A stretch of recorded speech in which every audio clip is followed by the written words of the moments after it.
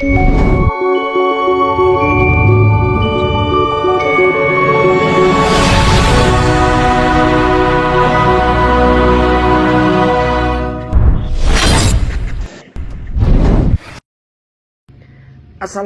warahmatullahi wabarakatuh. Alhamdulillahirobbilalamin. Kembali lagi bersama saya dengan Andre di sini. Kiranya video-video saya menjadi bahan-bahan inspirasi juga bahan renungan buat teman-teman muslim semuanya. Ya, saya Mu'alaf Prince. Sekarang saya ingin memberikan sedikit video, ya, video debat antara muslim dengan si Edis. Ya, saya ingin menggambarkan sesuatu. Siapa Edis TV ini? Dia salah satu oknum, ya saya katakan oknum ya, karena dia kerap kali untuk mencoba menggiring opini atau menggiring debater lainnya untuk mencari orang-orang yang tidak paham. Nah, jadi dia itu mencoba untuk mensiasati supaya memurtadkan orang-orang. Ya, jadi saya kasih gambaran kepada teman-teman muslim semuanya yang sebenarnya belum memahami cara debat, ya, belum memahami untuk berdiskusi ya dengan orang Kristen. Harus dipelajari dulu, ya kan, belajar mengenai bagaimana sih menjadi seorang kristolog, bagaimana sih cara berdiskusi yang baik, ya. Bagaimana sih bisa menjawab pertanyaan-pertanyaan mereka segala macam gitu loh. Nah, bukan saya merasa diri saya jago, enggak. Saya bukan. Tapi saya sudah memahami apa pola pikir mereka. Cara-cara mereka, bagaimana mereka, kita tahu. Kami semua sudah tahu. Ya. Terkadang mereka terjebak sendiri. Makanya kan belajar dari cara Bang Zuma berdebat. Tapi pelan-pelan jangan ikut langsung berdebat. Gitu loh. Tapi sebelumnya makanya kita kasih video satu ini, nanti baru kita komentari. Arti menurut Quran, hawa nafsu itulah ilah kamu. Setuju? Lanjut dulu lah, lanjut. Nah, sekarang pertanyaan saya.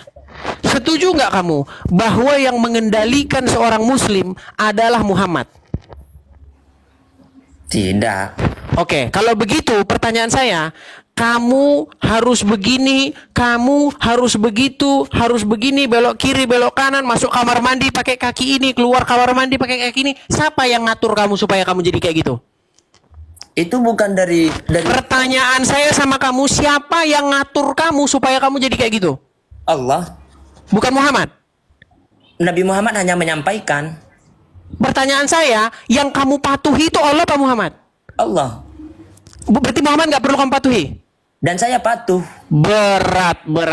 Makanya kamu itu sadar. Gini, Bang. Yang mengendalikan kamu kasih itu kesempatan Muhammad. Allah itu nggak terlihat, Dul.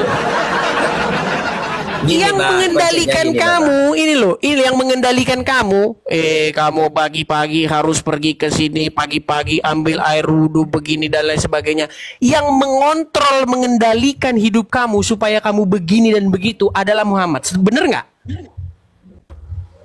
Ya salah, Bang. Kok Konsepnya salah? logikanya sampean itu salah, Bang. Kok logikanya salah? Aduh. Sudah lihat kan? Nah, jadi gini, pertanyaan si Edis ini, Allah atau Nabi Muhammad yang kau taati? Ya kan? Pertanyaan Edis ini sebenarnya apa ya? Pertanyaan yang saya rasa bukan pertanyaan yang sulit, dan itu pertanyaan yang bodoh, ya. Yang kita taati itu adalah Allah dan Rasul. Karena Edis ini karena tidak memahami rukun iman, Islam, makanya dia memberikan pertanyaan seperti itu. Apa rukun iman itu apa aja? Ada berapa? Pasti teman-teman semua sudah tahu, ya kan? Rukun iman itu kan ada 6 yang wajib diyakini oleh umat Islam itu sendiri. Ya. Iman kepada Allah, iman kepada malaikat-malaikat, iman kepada kitab-kitab Allah Subhanahu wa taala, iman kepada rasul-rasulnya, iman kepada akhir zaman atau takdir. Si Edis ini sebenarnya tidak memahami apa yang kita imankan. Makanya dia memberikan pertanyaan seperti itu. Jadi Edis ini tidak memahami apa yang kita imankan, apa yang kita taati.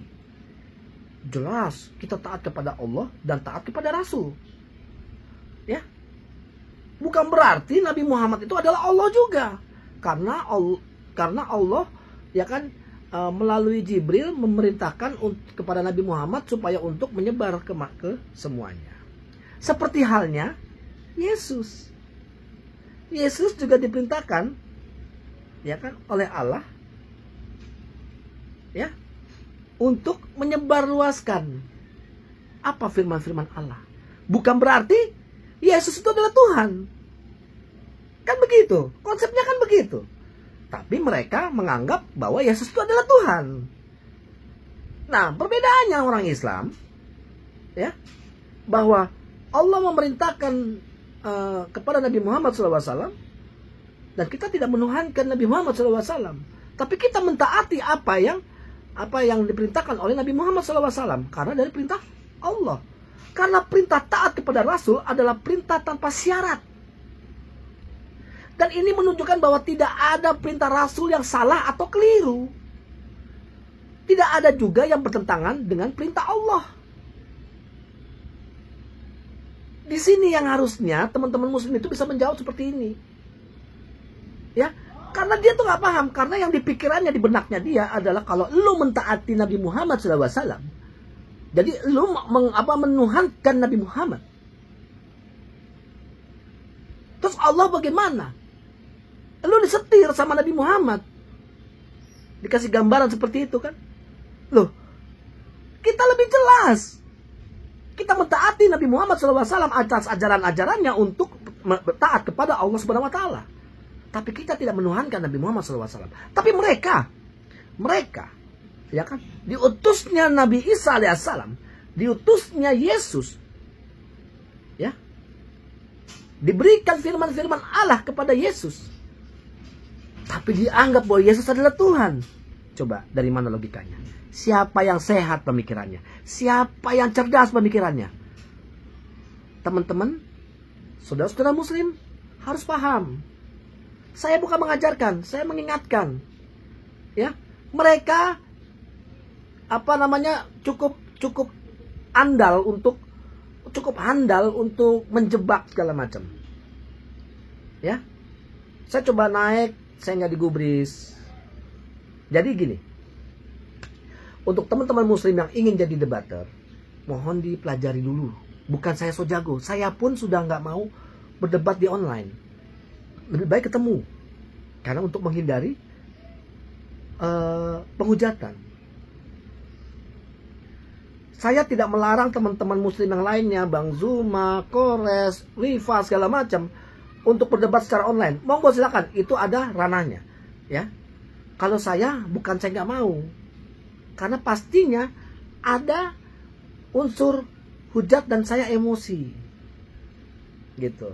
Jadi mohon dimaklumkan, bukan berarti saya tidak menyetujui atau tidak suka kepada teman-teman yang berdebat secara online.